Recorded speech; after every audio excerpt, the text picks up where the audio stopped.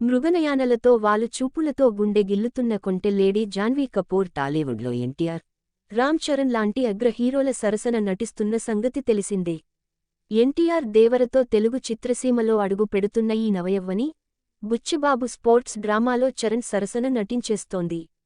భవిష్యత్లో చరణ్తో కలిసి జగదేక వీరుడు అతిలోక సుందరిలో నటించే వీలుంది.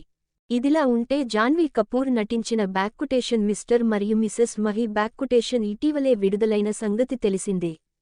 ఇందులో కూడా రాజ్కుమార్ రావు ప్రధాన పాత్ర పోషించారు.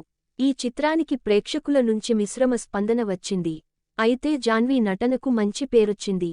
ఈ చిత్రం గురించి జాన్వీ కపూర్ ఒక ఇంటర్వ్యూలో మాట్లాడుతూ, స్పోర్ట్స్ డ్రామాలో నటించినందుకు పెద్దగా ట్రోల్ చేశారని వెల్లడించింది.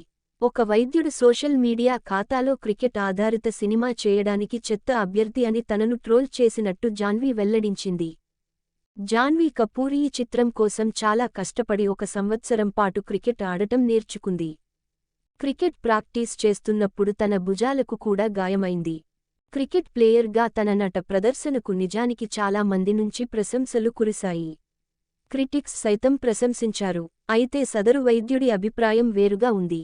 తాను ఇంత ఇచ్చినా ఈ ట్రోల్స్ ఎప్పటికీ ఆగవని, కొన్నిసార్లు అవి పెద్దగా బాధించాయని, అయితే జీవితంలో తాను కోరుకున్నది చేస్తూనే ఉంటానని జాన్వీ చెప్పింది.